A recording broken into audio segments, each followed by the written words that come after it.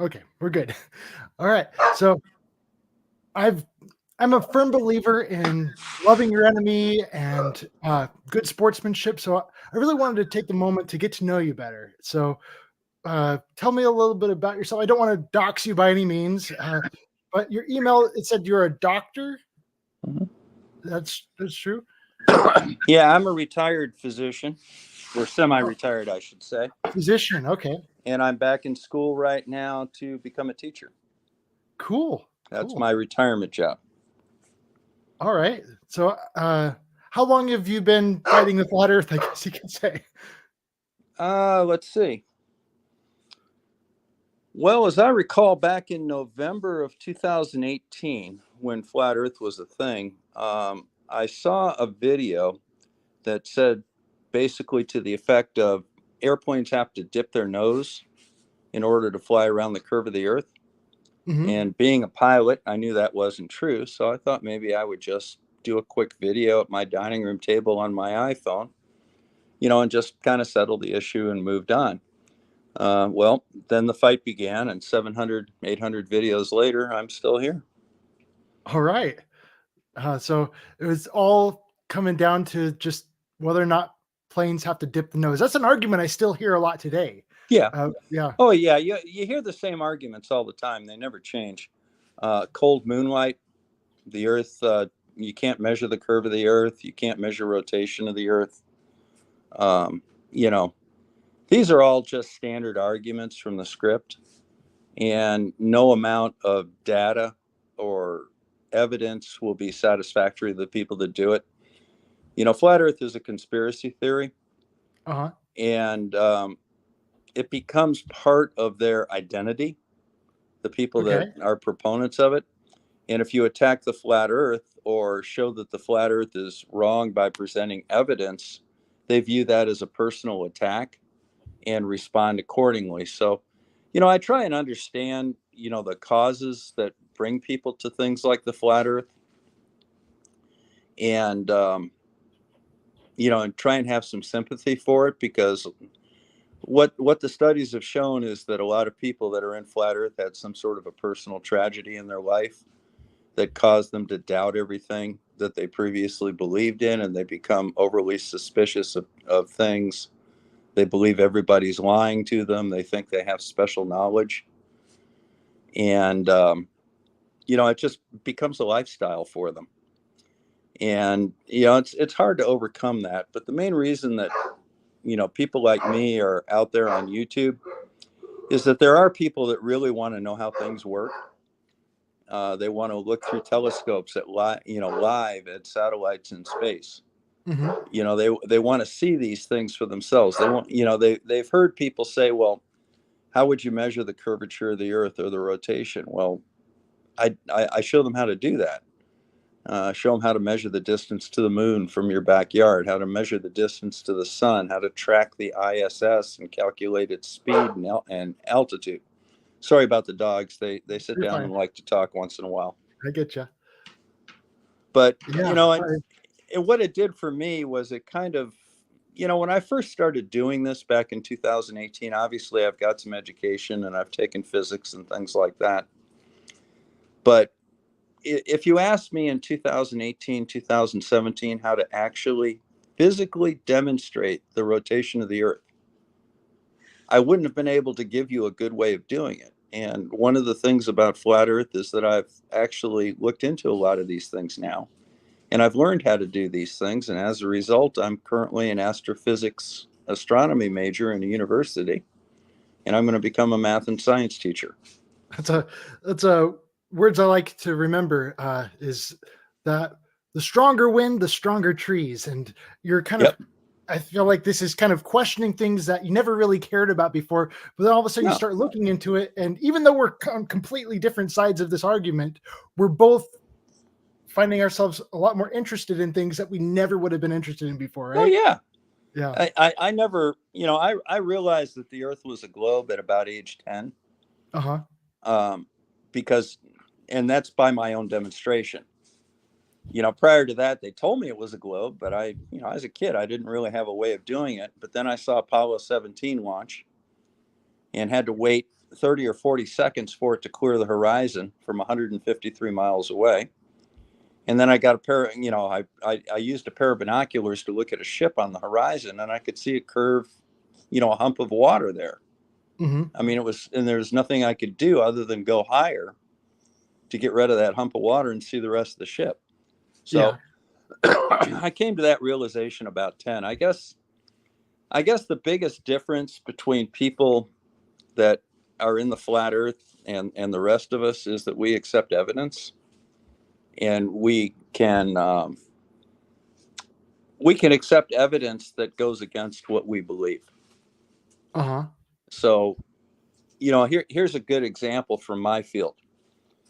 When I went to medical school, and for the first 10 or 20 years of my practice after residency, it was common knowledge that women needed hormone replacement after a certain age, Uh-huh. and that it protected their hearts and made them feel better.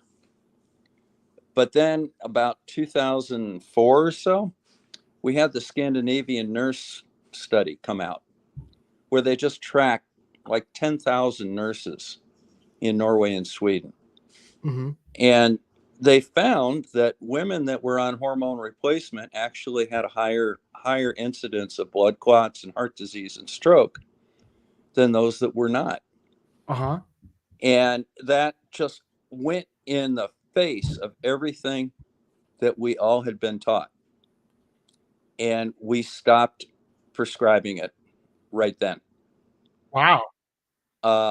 Because the evidence was so overwhelming Uh-huh. that we were simply wrong. We acknowledge that we were wrong based on the evidence. Flat earthers cannot do that.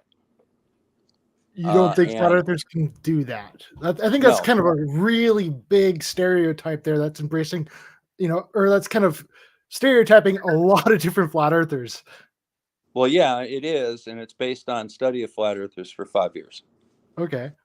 They are incapable of accepting evidence that goes against their beliefs. That's Mm-hmm. why they're not scientists. They're not scientists. Okay, so No, I've got 2 jabs there from you on that these aren't part. directed against you personally. This is a problem. Mm-hmm. It's a conspiracy theory.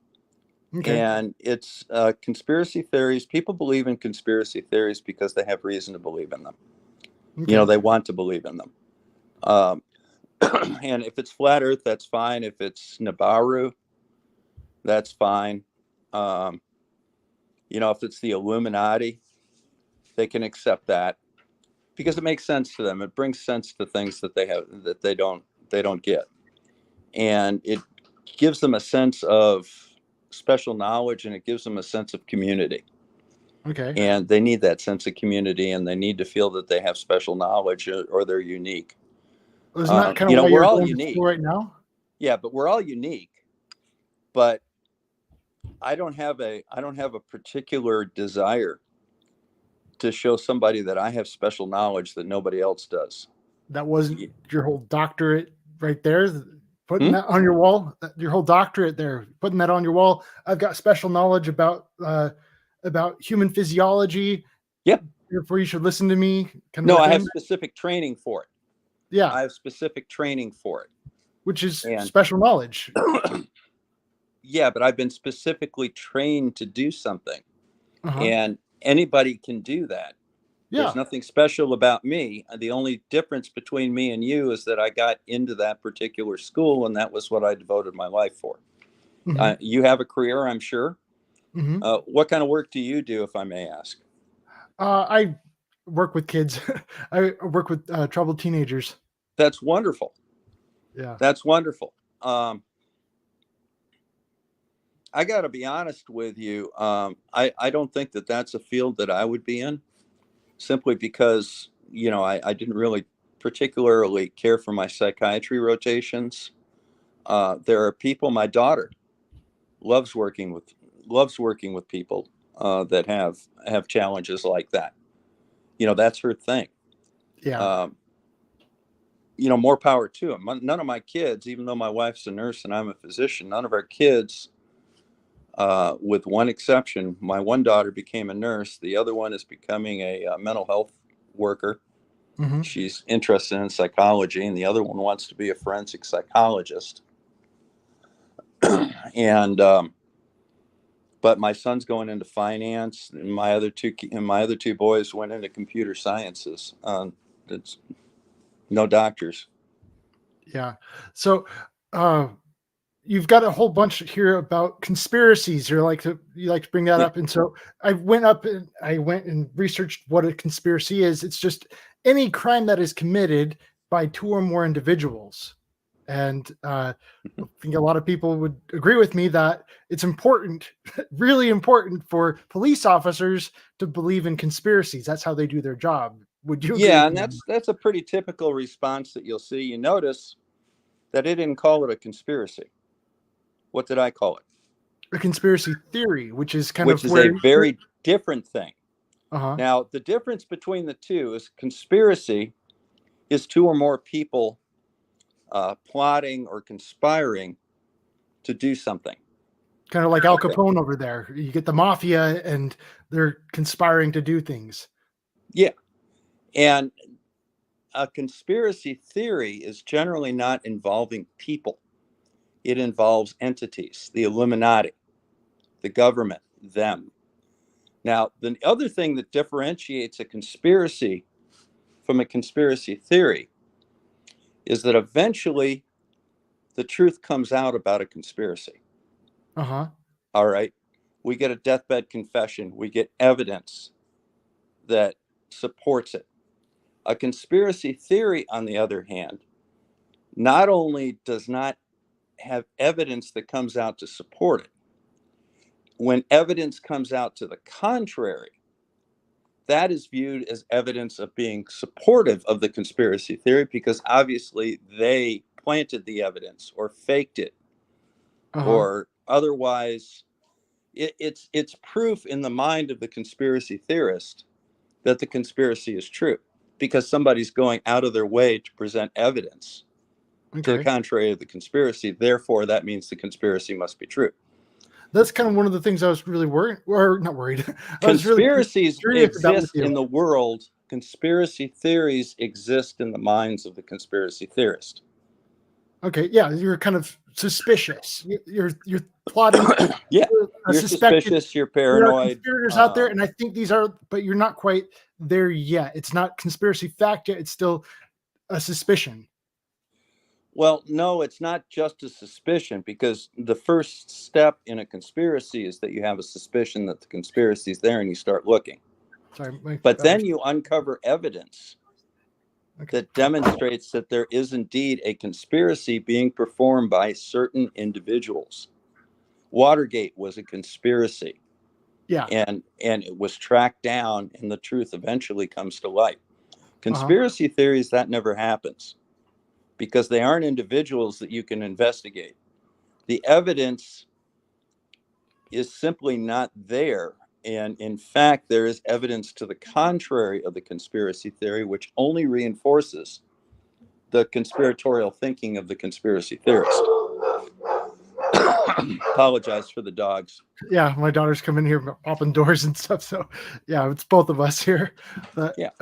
okay, so you're saying that a conspiracy is, or sorry, there's a conspiracy which is with people, and then there's conspiracy theories which are in the minds. And I was kind of Yes. got a little bit lost as to whether or not you agreed with me about it being a suspicion or not. Well, no, they both involve a suspicion, but with a true conspiracy, the suspicion bears fruit. Upon investigation, there's actual evidence uncovered, and it can be tracked down.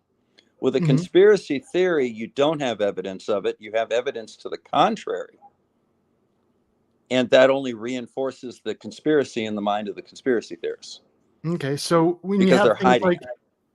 MK Ultra, that was a conspiracy or conspiracy theory? MK Ultra, the Yeah, LSD trials, that was a that was conspiracy. okay. That was a Watergate conspiracy. was a conspiracy. Okay, There were conspiracies involved in the Vietnam War, as demonstrated by the Pentagon Papers. okay, and there's, I guess, if it's been discovered, then it's a conspiracy. But if it hasn't been discovered yet, do you think it's possible that there are things that haven't been discovered yet? No, because well, yes, there's obviously conspiracies out there that are unknown. However, the approach to a conspiracy theory is different than an approach to a conspiracy. All right. Watergate could be traced to individuals. We had individuals that broke into Democratic National Headquarters. And careful investigation traced that back to the people that were controlling them. So we had the G. Gordon Liddy's all the way up to President Nixon.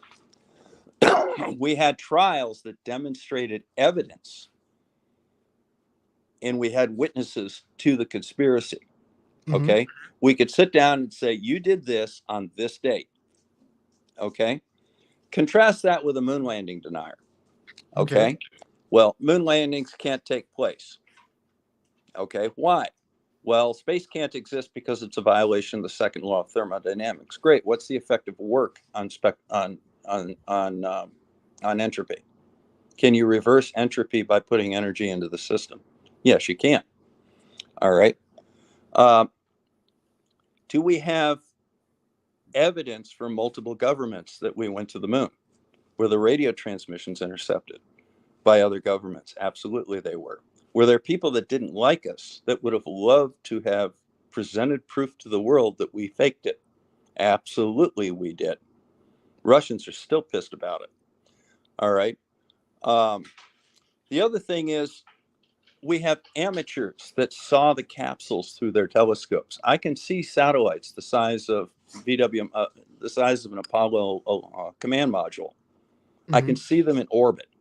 Yeah, Jaron, I think, and Karen B, they both talked about seeing the observation of something going up there that was claimed to be the ISS. But the question is it really the ISS for us? That's a great point.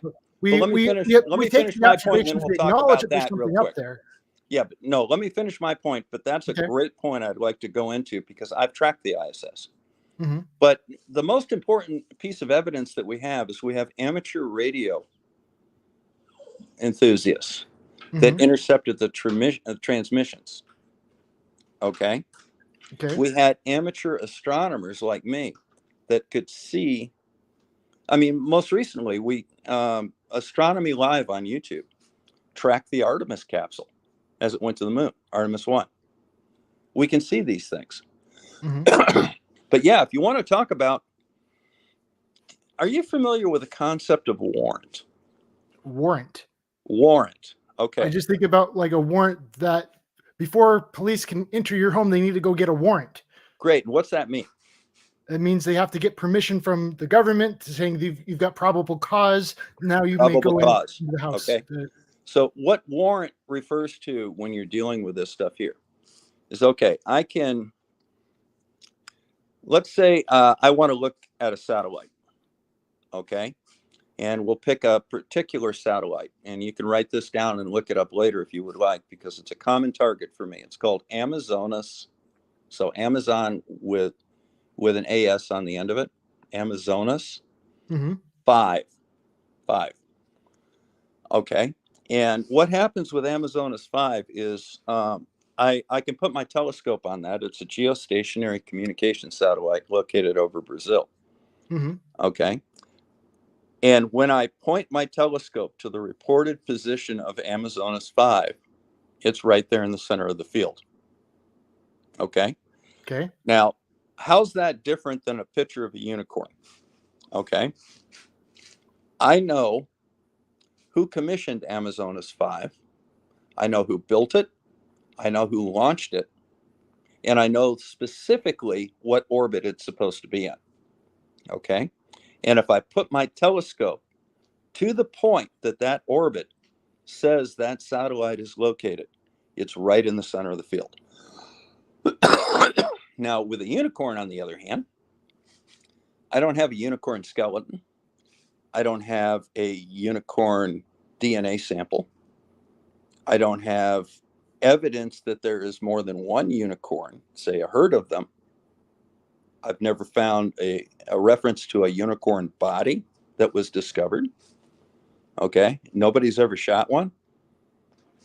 We don't have any evidence to support the idea that there actually is a unicorn. However, I have ample evidence or warrant that that Amazonas 5 is a real object that's in a specific location that I can verify, and I can trace it all the way back to the technician who soldered the first microchip into the CPU. Mm-hmm. Okay, all that evidence verifies that that's a real object, and I can believe that, whereas there is no evidence to verify that a unicorn is real. So with the ISS, first of all, we have people on it. We know Mm-hmm. exactly when it was built, how it was built, who built it, who launched it, who's manned it, every single crew. We have a live feed from it. We have the exact position that it's supposed to be at, and it is at that position. And you can see it to the second of when that thing says you're supposed to see it. Mm-hmm. Now, furthermore, there is something called a radio repeater on the ISS that's used by amateur ham radio operators like myself. Okay. The frequency of that is 437.8 megahertz. Now, for less than $100, you can get a software-defined radio, which is a little dongle that you plug into your computer that makes it into a shortwave radio. Mm-hmm. You get a little bit of wire and you hook that up to a very simple antenna. Like I said, less than $100 worth of gear. You tune that radio to 437.8. When that thing's 2,200 kilometers away by predicted orbit, you start seeing signals from it. Mm-hmm. And they're not at 437.8. They're at 437.81. Okay. And then as it comes closer to you, as it passes you, that frequency drops from 437.8 to 81 to 437.8. And then as it goes off by New Brunswick, okay, it's dropped Mm-hmm. down to 437.79, 79. And why is that? It's something called the Doppler effect. Okay, I've heard of So that. as the ambulance siren goes by, it starts higher, and then it's at the tone of the siren, and then as it goes away, the frequency drops. Mm-hmm. Now, what a lot of people don't realize is that you can take those measurements, how high is it versus how low it is versus what it's supposed to be, and you can calculate the speed. Mm-hmm.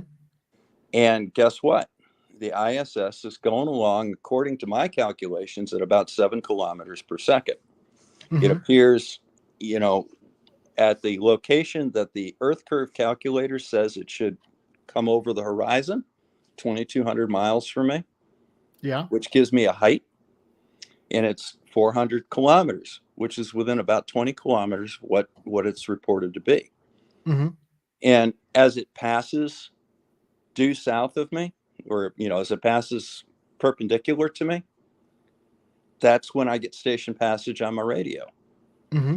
And then it disappears when it's supposed to disappear, based on an Earth of radius 3959 miles, or 6371 kilometers. Mm-hmm. Okay. And speaking of that radius, that works out to 8 inches per mile squared, or 7.8 centimeters per kilometer squared, or 10.5 inches per nautical mile squared. Okay. Mm-hmm. My lake in the backyard here is half a mile long. Two objects that are exactly the same height above lake level. When you look at them through a theodolite, the ones on the other side of the lake are 2 inches lower, which is exactly 8 inches per mile squared. Mm-hmm. Are you talking about Lake Michigan here? No, I'm talking about the lake in my backyard. Oh, I don't know. I got a half-mile lake in my backyard, and I get 2 inches of drop, which is exactly what is predicted by 8 inches per mile squared. Uh-huh. The other thing that you can do is, if you don't want to do that, look at undersea cables. There are undersea cables of known and verifiable length that go between Sydney, Australia, and Auckland, New Zealand. Mm-hmm. Okay. On a flat Earth map, such as the Gleason projection, that you can actually calculate how far those 2 points are apart using something called the law of cosines. You just make a triangle. You take Sydney, you take the North Pole, and you take Auckland. You know the distance between Sydney and the North Pole. You know the distance between Auckland and the North Pole. And the difference in longitude is the angle between those two lines. Using the law of cosines, you can solve for the third leg of the triangle. Mm-hmm. Okay. You can also use something called the Haversine formula, which is based on an Earth, a spherical Earth. And you can solve for how long that would be on an Earth of radius 6,371 kilometers. Okay. Okay. Guess which one the cables match? Uh, The sphere. I'm guessing. Yeah, I'm guessing it's whatever your globe model is saying. Yeah. But I've And never that's really gone not out only and physically measured it. verifiable, So all it's I've got to a say is long ways. it's whatever they say it is. No, you can verify it. You can easily verify it. How do you verify how long it is without actually going to physically That's a measure great how long it question. is? What you do is you ping it. All right. You can ping the cable and find out how long it takes for a ping to go from Auckland to Sydney and back. Okay. How do And you do that from that's an the United electrical States? engineering thing, but that's how you not only check for the integrity of the cable, you check for the time delay between the two locations. And the difference between a flat Earth and a globe Earth is not close as far as the lengths of those cables. Uh-huh. It's like 1,200 kilometers versus 3,500 kilometers. I mean, it's not even remotely close. I'm kind of curious about like how you're modeling your map and kind of what map you're going off of, because every time you say according to the flat Earth model, I've got to ask I which flat Earth specified model the are you Gleason talking map. about? What's that? I specified the Gleason map. You see, that's Okay. another issue that you have with the flat Earth. Until the flat Earth can present a testable model Uh-huh. that works for air navigation, for example, long distance navigation, that can be tested against reality, it can't be taken seriously. The globe Earth can be tested against reality, and every time you test it against reality, it comes up with the predicted values. So, for example, the great circle distances. Mm-hmm. All right. You cannot have a great circle distance on a flat surface.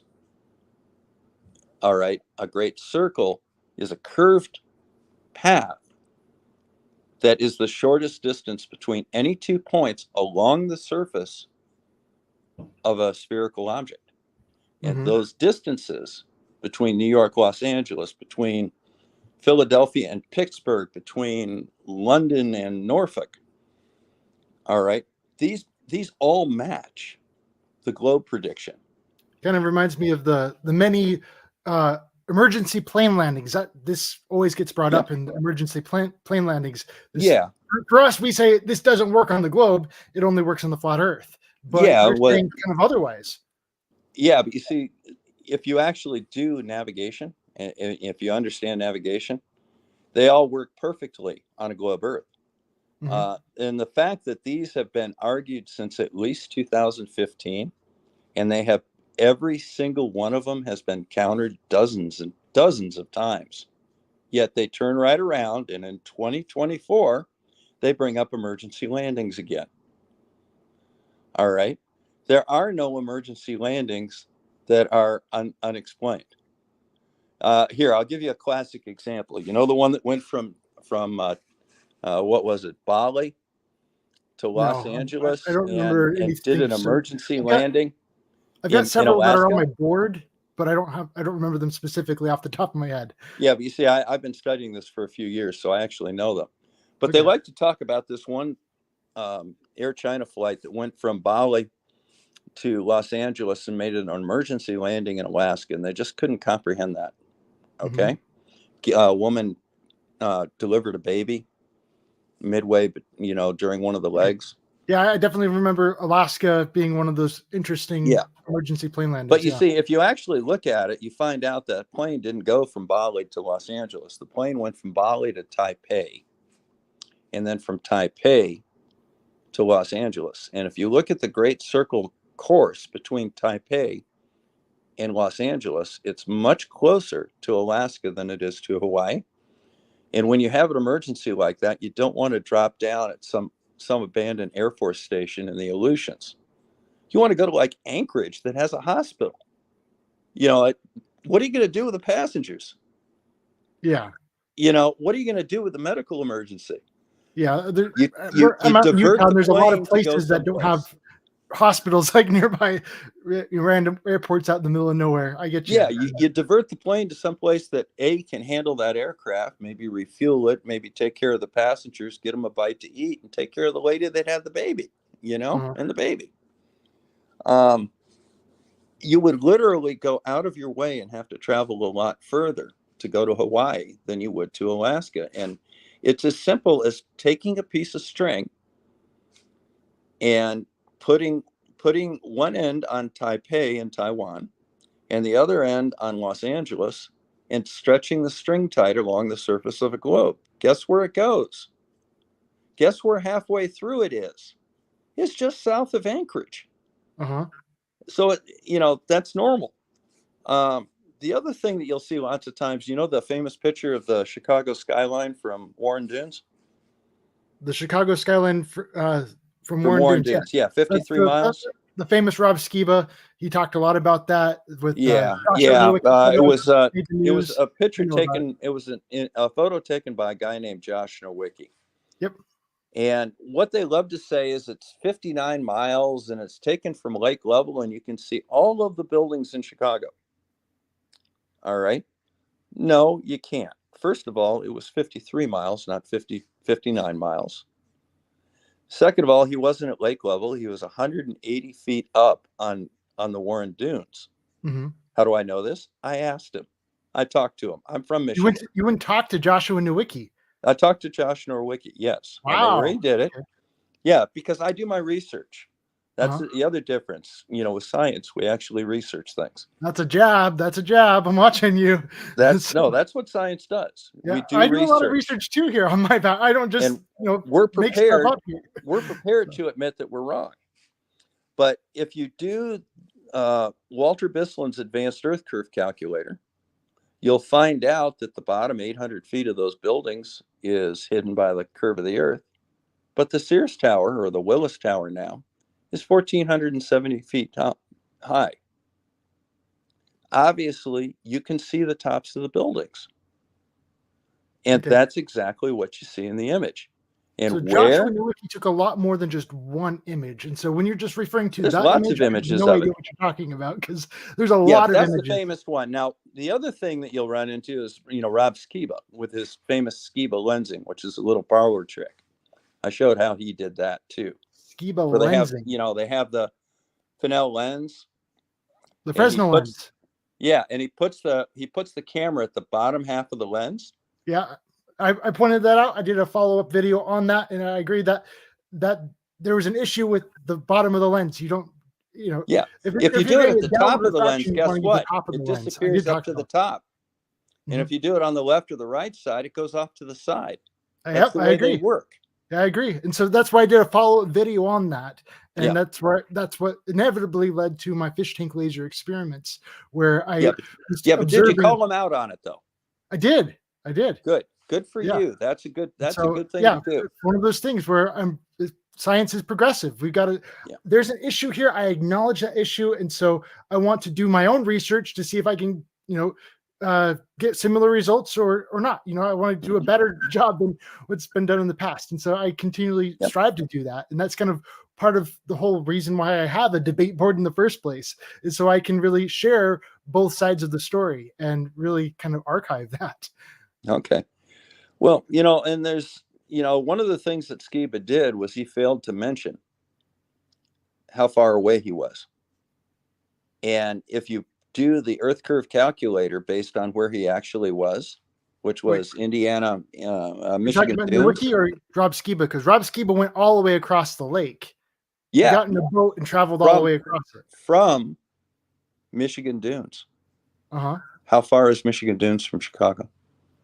We just talked about 53 miles. Nope, that's Warren Dunes.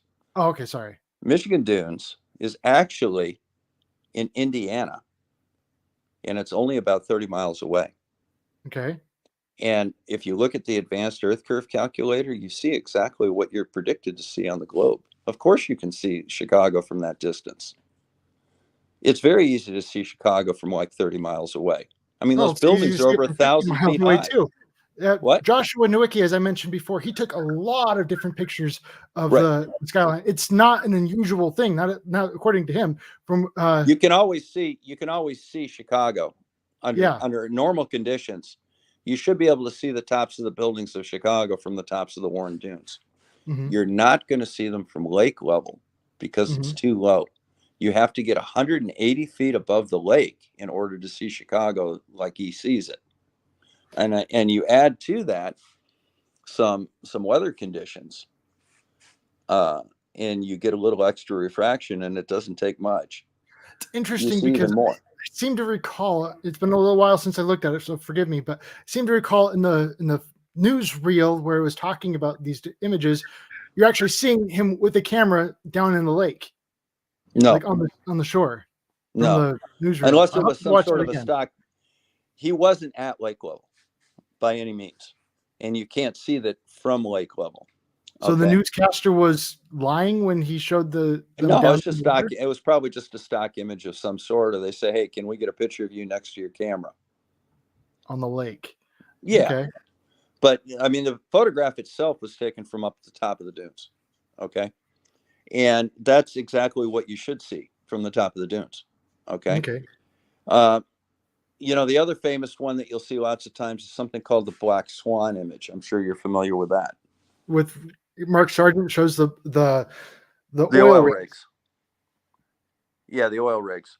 But you see, the problem that you run into is when you say that, oh, you look at the oil rig, you can see it, you can see too much of it. Look at it. Look at it carefully. I think everyone who has watched his videos they've all looked at it. Yeah, but you see, you can go up, I don't know if you're at work or you're at home and you have a stairway there, you go up it every single day. How many steps are in it? Yeah, I don't count the stairs in my house. Yeah. Exactly. I don't count them in mine either. But that's the point. You can look at something but not look at it, if you know what I Mhm. mean. So when So you I pulled out the actually look magnifying glass at the and image, yeah, and but when you I've found them. actually look at the image, you see two oil rigs. They both Mhm. have approximately the same design. On both of them, there is a boat deck 17 feet above the water. Okay. You clearly see that boat deck on the closer of the two oil rigs, which is the one that's on the right. Mhm. The one that's on the left, you can barely see the top of the chain link enclosure that covers that boat deck. Mhm. There's like a fencing on either side of it, like chain link. Yeah. You can see the top of that, which is about 8 feet higher than 17 feet. So Mhm. about 25 feet off the water. You're just barely seeing that clear the horizon, the water. Mhm. And again, and you see all the distortion in that. On days that you don't have that distortion, what's it look like then? I've never seen anyone show the images on different days throughout the year. Blue marble science. Blue Marble Science, they have multiple images throughout the year? Yep. Interesting. Okay. Yeah, And the far oil rig is, it's covered all the way up to where the main deck starts. okay. Okay, which is like 47 feet above the water, which is what you should see Uh-huh. based on a 1 foot observer, assuming it is indeed 1 foot. That's the Yeah. problem that you run into is, if the data doesn't match the prediction, change Uh-huh. the data. And that's Yeah, why you're always that's an seeing issue. people. That's an issue, yeah. That's Where why you're people always seeing people especially in the flat earth say, oh, well, look, you can see it. And it's at lake level. It's a foot off the lake. It's 180 feet above the lake. And it's easy to check. Send Josh Nowicki an email, on, a message on Facebook. He's on it. That's uh-huh. how I got a hold of him. It's not like we're buddies or something, but, Yeah. you know, Yeah, that's uh, where I saw a lot of his images from of Chicago was from his Facebook account. I was yeah, kind of looking into ask that him because about oh it. wow, he's got a ton of them. It's not just in Yeah. one particular season either. It's like throughout the year. I was like, Yeah. wow, that's interesting. And if you look at any that he took from down by lake level, say 10, 12 feet above lake, you'll see just the top of the Willis Tower. You're not going to see all the detail that you see from above. Now, Mhm. the argument is, well, we see too far. We shouldn't be able to see any of it. Well, the bottom line is you can't see the bottom of it. Why Mhm. can't you see the bottom of it? Because it's behind the curve of the earth. That's where we I mean, disagree on it, and seriously. yeah. That's where we disagree. And I wasn't really like looking for major areas that we could disagree because we've got tons and tons of areas that we can disagree in. But my big question is like, what areas do we actually agree in? Like, Well, I what think that are our we can major common both ground? Because I agree. don't think we disagree on everything. And so I was kind of curious about that with you. And so that's kind of why I was asking you a little bit about conspiracies themselves, about police officers believing in conspiracies, and kind of wondering about if you believed in any kind of conspiracies at all. There are real conspiracies out there, and I gave you an example of a Yeah. number: Watergate, the Pentagon Papers, um, The Oliver Pentagon North. Papers being like 9/11, No, the or Pentagon Papers different were for the Vietnam War. Oh, okay. Okay. Yeah, Yeah. but I mean, you get down to something that has really good warrant, like the moon landings. Uh-huh. Okay, the only way, I really don't care that somebody sits down and tries to draw lines on shadows and say they can't be. Okay, or that Mhm. space is a violation of the second law. I don't care about any of that. There is enough evidence for me to accept the fact that the moon landings occurred.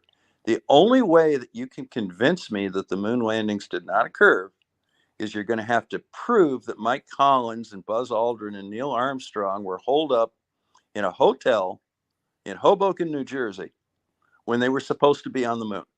Uh-huh. Unless you can prove to me that they were somewhere else, and I need to know specifically where they were, and I need to see the evidence that you have to show that they were there. I need I need where they signed room service. Uh-huh. Okay, because otherwise they were exactly where they were reported to be, Uh-huh. and that was verified by the Lunar Reconnaissance Orbiter Mhm. because it actually imaged the landing sites, all of them. Okay. And they So match up to the images from when they left the landing sites back in the 70s and late 60s. okay, so we you believe in conspiracies that have already been discovered, but you're not really into any kind of conspiracies that had not been discovered yet. No, I didn't say that at all. I believe in Oh, conspiracies that we can unravel and find evidence for. okay. Okay? I don't believe, that involve individuals that can be demonstrated. If not now, at some time in the future. There's solid evidence to show that this is occurring, and eventually the truth comes out about all conspiracies. Okay. Okay? So in your mind, Conspiracy are they like theories just do not. innocent until proven guilty? Kind of a thing? What? In your mind, are they just innocent until proven guilty? No, it's a very serious accusation to accuse somebody of a conspiracy. Uh-huh. And what you need to do is you need to have solid evidence to do that. Now, you can suspect something's going on and you can investigate it, Mhm. but I'm not going to convict somebody in my mind of a conspiracy until I see evidence that that conspiracy is real Okay. and there's actual evidence for it. The problem you run into with conspiracy theories is that there is evidence to the contrary that says it is not true, Mhm. but that's viewed by the conspiracy theorist as proof that this conspiracy must be true because they're falsifying the evidence. Okay. Do you like the game Clue very much? Yeah. Okay, you do like the game Clue. Yeah. And so you're very, very nervous about making your final accusation on that? No. Generally, if I'm gonna sit down and say it was Colonel Mustard in the drawing room with a candlestick, it's because of this, this, this, and this. Mhm. I'm not going to say it was Colonel Mustard because he's been to Pakistan and Yeah. therefore guilty in my mind. Yeah. It's a serious thing to accuse somebody, I agree. I agree. and if you do accuse them of it, and it's an individual, Mhm. if you do accuse them of it, you better have some evidence for it. Yeah, I think that was my biggest issue with Alex Jones is I've watched, like, when I was very first like hearing about conspiracies before I was ever a flat earther, I had a friend who would always, oh yeah, you got to watch Alex Jones, and they're talking about Bilderberg, and then I watched this one of his documentaries about Bilderberg, and oh yeah, Obama and all these people in this building are up to no good, and it'd say all this stuff, and I'm like, okay, Alex, if you're making these accusations, where's all your evidence? Like, what grounds are you saying this? All I see is you That's finger common pointing, ground that we but I'm have. not seeing any of the things as to where this is coming from. Yeah, but I'm just that's common getting ground you that we saying have. stuff. Uh-huh. I think that I have an innate sense of fairness, and that is that if you're going to accuse somebody of something, you better have some evidence of it. Yeah. Okay. And second of all, everything that we have right now, the body of science, is not just procedures or methods or something. It's the body of knowledge that we've accumulated over millennium. Mm-hmm. Okay. Uh, I was in class the other day. We have a lab that goes along with the physics class. And we were using something called an Atwell machine, which Mm-hmm. is basically just two pulleys with a string between them. And you've got 50 grams on one side, and you've got 75 grams on the other side. And what you do is you release them, and you time the time it takes to drop down to the floor X number of meters. Mm-hmm. And I was just chatting with my lab partner about it. He says, you got to wonder how many millions of physics students have done this in the last 100 years. Just this simple little experiment. Mm-hmm. You know,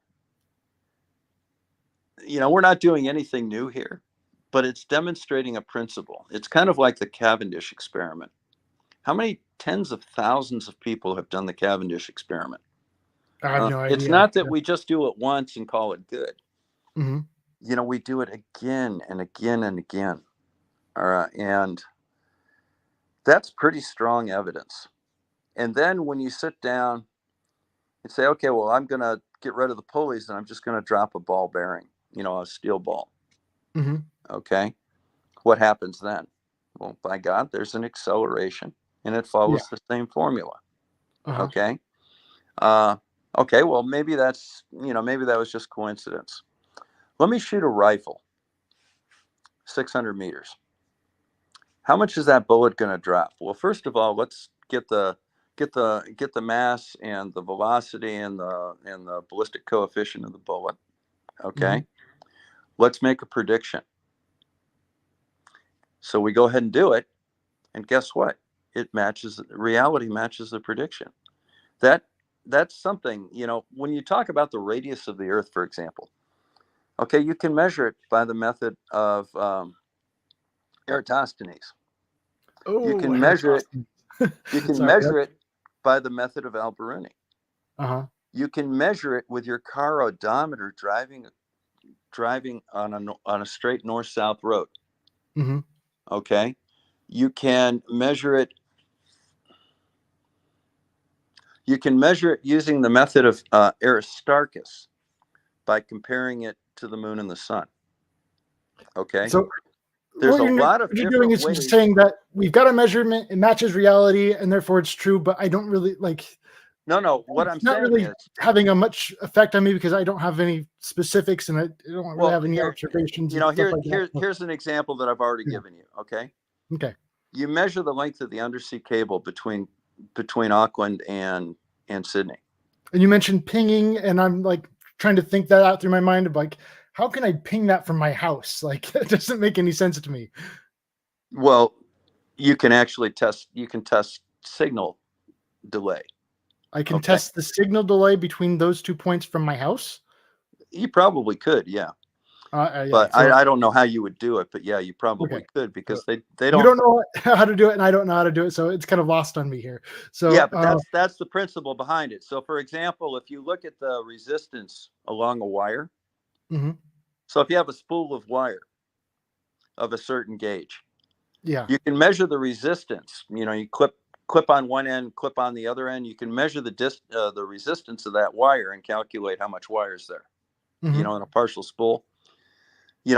Just because I don't do it or I haven't personally done it doesn't mean it can't be done and hasn't been done. Yeah. Okay. I get that. I So, get that. There's a lot of different experiments that yeah, I haven't personally done, but yeah, yeah. doesn't mean no one's done it. And so I I get that. understand childbirth is painful. I've never experienced it. I'm a Yeah. guy. All Yeah. right. I'm going to take my wife's word for it. Yeah. Okay. But the bottom line that I'm getting to is there's something called scientific concordance. Okay. Uh-huh. So I measure the radius of the Earth by measuring the length of an undersea cable. I Hmm. measure the radius of the Earth by measuring shadows, from the sun. Okay. Uh-huh. I measure the radius of the Earth by looking at the drop to the horizon from a mountain. Uh-huh. All right. Uh, I measure the radius of the Earth in terms of distance to the moon, which I can also So, measure by radar. which I have Guess to say, what? I They respect the all whole come back go to out the and same measure it. I number. really respect that. Go out and measure it, Yeah. because that's one of my biggest quoted things is just because 2 times 2 equals 4, that doesn't mean a yardstick is 4 feet long. It's something that you actually have to verify your calculations through actually measuring it, right? And so, yeah, and so a lot of people like Yeah, to but throw all kinds of a yard, 36 inches is a defined quantity, and it's a calculated quantity because what's the unit of measurement what's the unit of measurement for a for a yard? yardstick? Huh? There's a unit of measurement. So yeah, I Okay, said, did I say 3 feet? Sorry, you just said because two 4 feet, times but two that's equals okay. four doesn't mean the yardstick is 4 feet long. Is what I meant to say. I was just, Yeah, yeah. but what I'm saying is that if by definition a yard is 3 feet, Uh huh. and that this yardstick measures 3 feet long. Yeah. Okay, Yeah. that's a calculated value Hmm. because we're multiplying a foot by 3. Okay, so Yeah. for example, in the metric system, a meter is the unit of measurement, not a kilometer, not a centimeter, not a millimeter. A meter is, and everything else that we measure is defined based on a meter. A Hmm. kilometer is 1,000 meters. Okay, they're all defined based on a meter. Yeah. Time is defined based on a second. Okay. Okay, mass is defined based on a kilogram. All right, now we can have other words like tons, metric tons, Yeah. They're all but they're measurable amounts. multiples of a kilogram, Yeah. which is the base unit of measurement. And a Hmm. kilogram is very precisely defined. A Hmm. second is very precisely defined. You Yeah. know, a Yeah. meter Which is is very really precisely important. defined. It's I'm a man of definitions. I really like, yeah, Yeah, kind of judging things by the definition. And yeah, that's kind of the same yeah, concept. Is we have a definition here, and it's important to play by the rules, yeah. right? If you go and suddenly just change the definition to something randomly, you're changing the rules to everything. Well, you know when a word has a definition, you can't change the definition because it suits you. It already has a definition. Hmm. All right, it has meaning. Yeah. And when you use that word, people understand what that meaning is. Yeah. And a kilogram has a very specified meaning. Very specific meaning. You Yeah. don't just take a rock and go, yeah, 1.2 kilograms. I'm gonna call this rock is now my standard for 1.2 kilograms. Yeah. Well, how do you know that? Did you measure it against an actual kilogram? No, just kind of feels that way. I'm Yeah. using my own senses. So, what are your thoughts when it comes to evolution? When it comes to like birds are reptiles now, kind of when people Always have change, been. huh? Always I have have, been. they always have been, and that's kind of like Yeah. an interesting thing where I'm kind of watching different names and definitions change over time, especially when it comes to the topic of evolution. Well, here's the interesting thing. I like to talk about gravity once in a while. Gravity is a Mhm. thing. Newton and Einstein are descriptions of a thing. They are not a thing themselves. Gravity is Mhm. just gravity. It doesn't care what we define it as. Birds are birds. Okay. The fact that we have discovered that they are related to reptiles doesn't change the fact that even though we didn't know it, They were related to reptiles all along. We just didn't understand that or didn't realize it. Mhm. Okay. And then you have to look at, okay, well, why do we think birds are reptiles? Okay. Do they have common structure? Do they have common DNA? Okay. Do Mhm. we have evidence that dinosaurs had feathers, for example? Well, it turns out we do. All right. But the thing that really bothers me a lot about these arguments about evolution, you know, evolution is the best guess that we have right now as to what happened. And it's not just based on morphology, it's also based on genetics and a lot of other things. There's an overwhelming amount of evidence that says evolution actually was a thing. All right. Now, there are two things that you have to look at that are alternatives to evolution. First is that we were seeded by somebody else. That was, And everything that was everything that Francis we have Crick right now who was claimed that just was seeded by an alien civilization and just dropped off on Earth and off they went. Okay, well, then you have to ask yourself, where did it come from on that alien world? Well, probably through an evolutionary process. Second of all, is the religious aspect of it. If God is omnipotent and God created all life, could God have used a process like evolution to diversify that life? Basically kind of put it on cruise control and say, okay, well, I'm going to start you off with this, and then I'm going to set this process in motion, and we're going to let it go that way. Okay, because I don't want to have to be bothered by coming up with the 43rd species of snail. Okay, I Mhm. want to put a snail down and then have at it, make it work for your environment, and if it changes you a little bit, great for that. Yeah, evolution has been an interesting one for me because for me, like I know I've been beating my war drum on evolution for a while now, but it would make things so much easier for me if I believed in evolution, especially like rapid evolution from the days of Noah and going forward, because all of a sudden now Noah doesn't have to have quite so many animals on the ark. And Yeah. yeah, and Well, so evolution should be like something really easy for me to just agree with and now let that ship are sail. you a young Earth creationist? I don't really make claims about the age of the earth. And so exactly because like Well, when was yeah, the flood? it's interesting on that When whole was the flood? I don't know when the flood was. Okay. Yeah. All right. Well,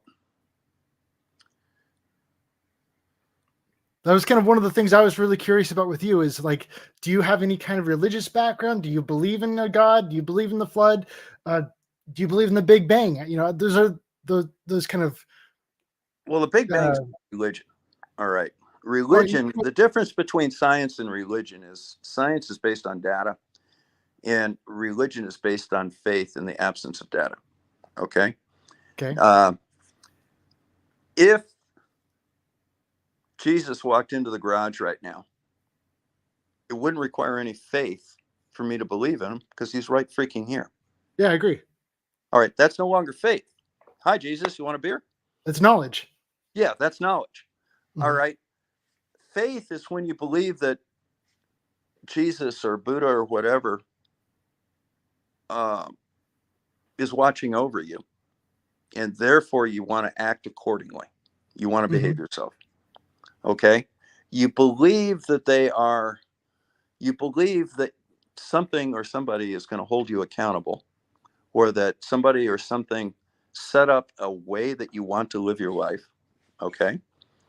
A code of ethics, for example, or, a code of behavior. And you accept that without requiring proof of it. One of the Faith biggest is the problems I absence of had with something that Mark Sargent once said. perfect knowledge. Mark Sargent offended me once on his Flat Earth Clues Mhm. because he said, well, if you knew God was out there, would you act differently? Okay. And the bottom line is no, I would not. because I act in a certain way and I have certain beliefs and I believe in treating people in a certain manner based on my ethical code. Now, whether or not that comes from the Judeo-Christian Bible or, the works of Confucius, it matters not. The bottom line is I believe, for example, in the golden rule. I don't need to fear punishment in order to support the golden rule. Hmm. I support the golden rule because I think it's the right thing to do. It's not because I'm afraid somebody's going to punish me if I don't. Yeah, I Okay. get that. Yeah. And do I have a religious background? I've never really discussed it. By definition, I'm Episcopal. And I did go to church quite a bit. I don't go as much as I should now. Do I believe that there's a creator? Perhaps. I don't see a downside to believing that there's a creator. Do I believe that there's some sort of benevolent force in the universe?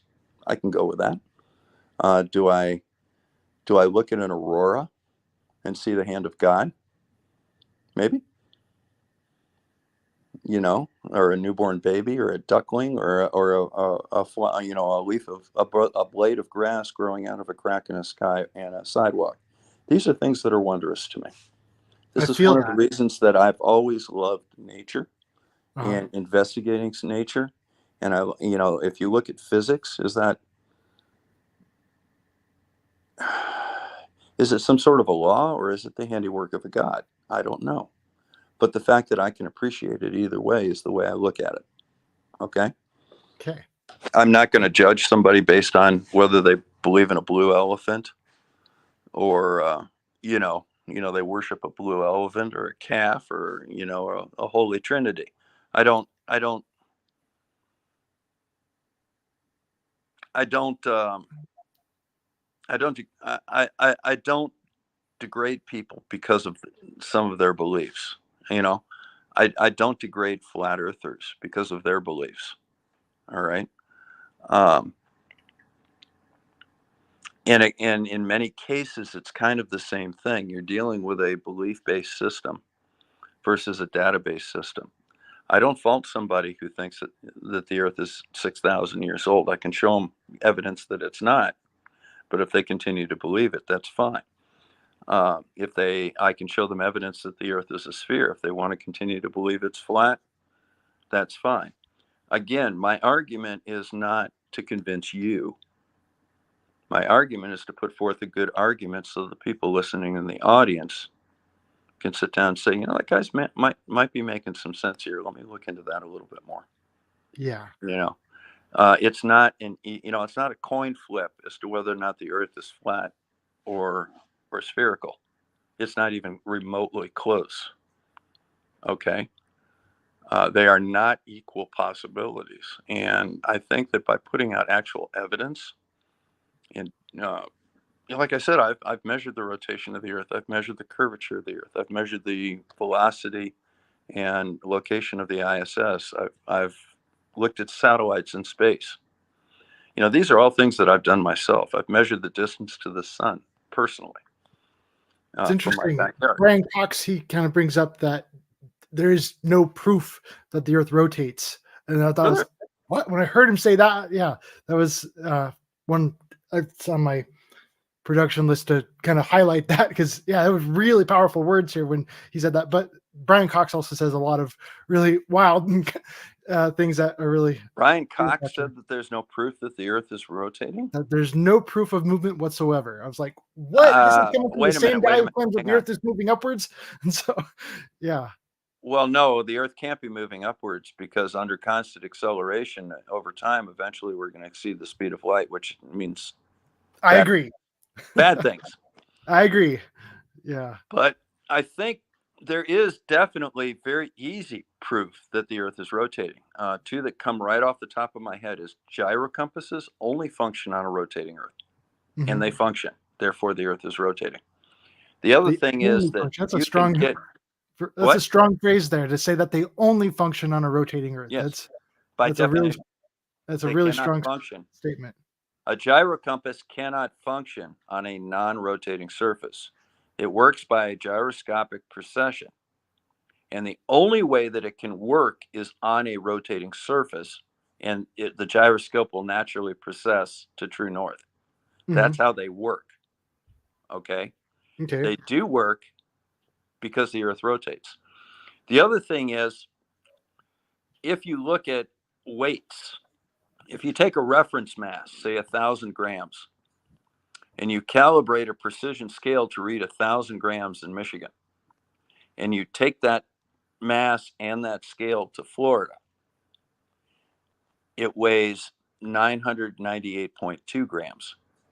Mm-hmm. Why is that? It's the rotation of the earth and the increase in radius to the axis of rotation and centrifugal force. Mm-hmm. And it's predictable, and it matches predictions, and it does the same thing all over the earth. Because when it wasn't just me, 15 people or so did this at the same time. Mm-hmm. We all reported our data, our raw data, back to a central point, and they compared it, and it matches the WGS 84 shape of the earth, which is So, have you heard about any of Bob Nodell's gyroscope yes, and experiments? investigated them. Huh? And investigated them. You've investigated them about how they took the measurements at different elevations and got different Yes. results? Yes. Okay. I'll have to look into that. The way they did it was they took advantage of a feature of the gyroscope. Mm-hmm. Okay. Gyroscopes are sensitive. Fiber optic gyroscope is sensitive to temperature variations. So what they did was they put the gyroscope in the sun and let the top of it get really hot, and they put the bottom of it on ice to maximize that. So this is basically the fraud that you see in a lot of these things. So what they did was they took advantage of it. That's why you see a lot of times, well, I put my camera 2 inches above the surface of the water, and look, I can see too far. Well, of course, because you're taking advantage of the refractive layers near the surface. Mm-hmm. Bring that up 20 feet and see if it happens. It won't. Mm-hmm. Okay. So yeah, what they did was they manipulated the data in such a way to try and get different readings. Now you can tell that this isn't right. It doesn't pass the smell test. And the reason it doesn't pass the smell test is how do aircraft navigate? They use something called an inertial reference system, which consists of 3 sets of fiber optic gyroscopes set at 90 degrees to each other, like the labyrinth in your ear. They work just fine at 35,000 feet.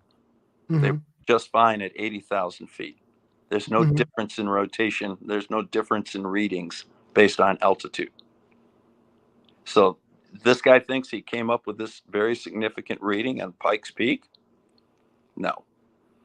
Fly over Pikes Peak and believe it or not. Did you do a specific video on this one?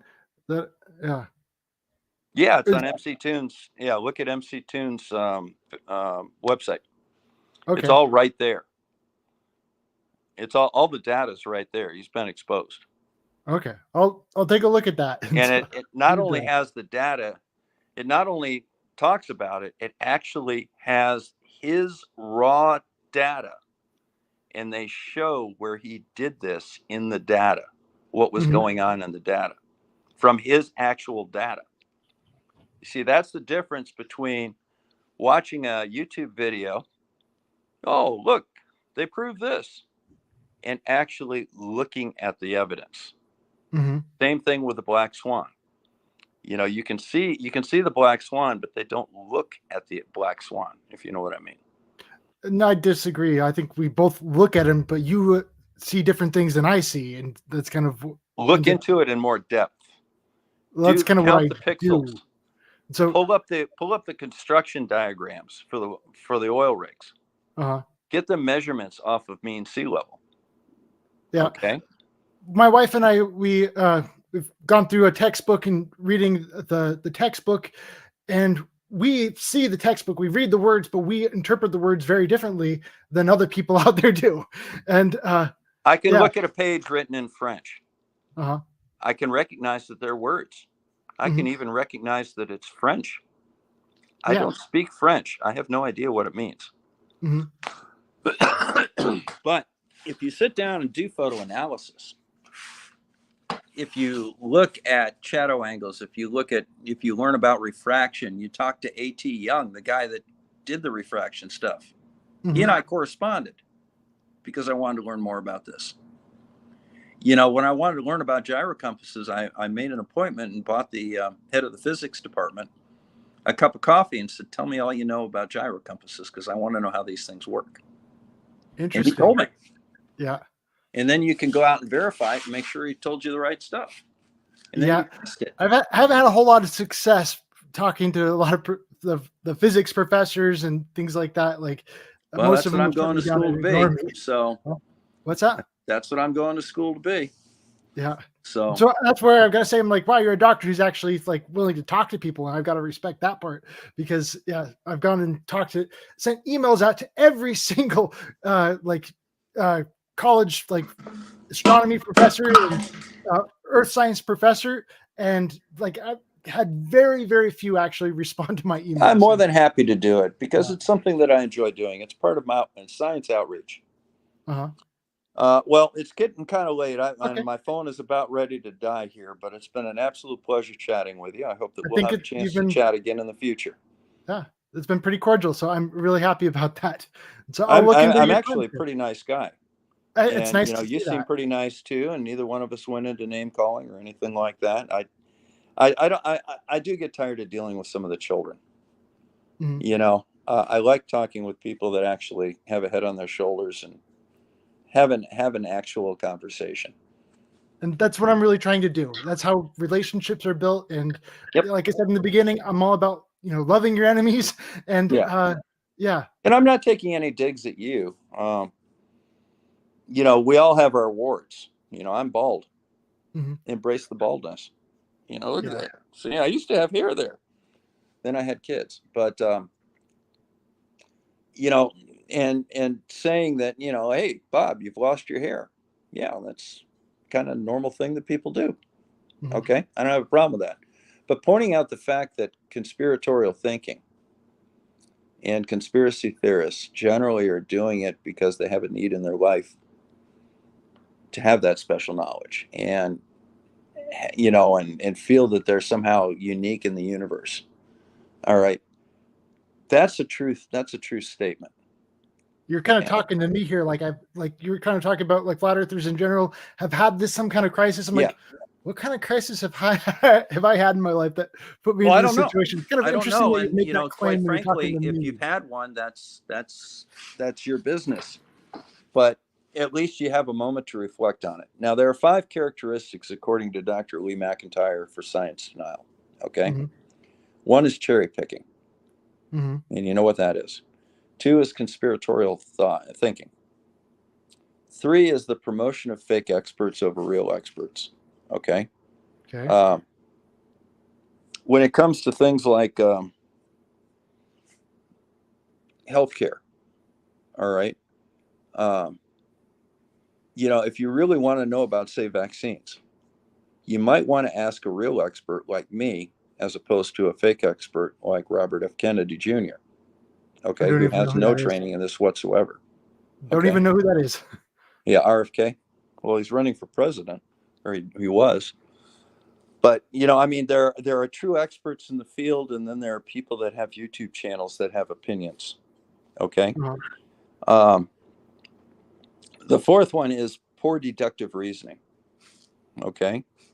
For example, if there is a downward force acting on the Earth, that would mandate that the Earth is a sphere Mhm. because the Earth is a very large object. If there's a downward force acting towards the center, everything would collapse into a sphere. Okay, that's I've heard that one deductive before. reasoning. And the last one is an inappropriate expectation of perfection from science. Well, if we don't know the exact distance to the sun, we don't know the distance at all. Mhm. You know, well, how come this source says Polaris is 450 light years away, but that source says it's 430? Okay. Well, Polaris is however far it is. And if you look at enough determinations, you're going to get a statistical range. and the true distance will be in there, but we'll never know the true distance Hmm. because there's always inherent inaccuracy in any measurement. I'm happy you acknowledge that. Yeah. Yeah. But when you look at inaccuracies in, say, the Earth, it's not that the Earth is going to be a shape other than spherical. It's going to be, what is the exact dimension of the Earth? You know, are there variations in gravity in the Earth? You know, are there cave systems that we haven't discovered yet? You know, what's going on in the mantle? We don't know everything there is to know about it, but no matter what we learn from now on out, it's not going to change the fact that the Earth is overall spherical. Okay, it's just not going to change. We're going to refine it, but the ultimate answer is that the Earth is going to be spherical one way or the other. It's just, Well, that sounds. you know, You sound like myself how when it comes to spherical talking is it, about and the what are the final exact measurements? experiment. What? I said, you sound like myself when it comes to the final experiment. People keep saying, oh, well, if you're wrong about this, then yeah, then it must mean that the Earth is global. I'm like, that's not how my Well, the model final works. experiment's actually very interesting because one of the best ways to tell whether the Earth is flat or spherical is design a test that will give you one answer for one, and a very different answer for the other. Mm-hmm. Like my test with the undersea cables, the difference between a flat Earth distance and a spherical Earth distance is massive. Mm-hmm. And it's going to be one or the other. Now, with the final experiment, if there is a 24-hour sun above the horizon, that is incompatible with the flat Earth. Yeah, that's what you say. But for me, like, show me the geometry. That wouldn't change anything that I've observed with like Pontchartrain. That wouldn't change anything I've observed with all these other observations that are out there. But you cannot reconcile that with a flat Earth. If there's a 24-hour sun in Antarctica, you cannot reconcile that with a flat Earth. Well, that's what you've said, but that's not what I believe at all. You have to show me how that would work. Okay, and so I've got models out here that actually do. And don't try coffee cup caustics with me. Okay. I've heard of those. Yeah. Okay. All right, but you know, there's just no way that it'll work. Yeah. Now, if there is no 24-hour sun, if the sun physically sets, that's incompatible with a globe Earth. Mm-hmm. Because the globe Earth predicts that the sun will not set for this reason. And the flat Earth predicts that it must set because there's an area of darkness between you and the sun when the sun's on the other side of the Earth. Uh-huh. You cannot illuminate. You cannot jump light over night and illuminate the other side.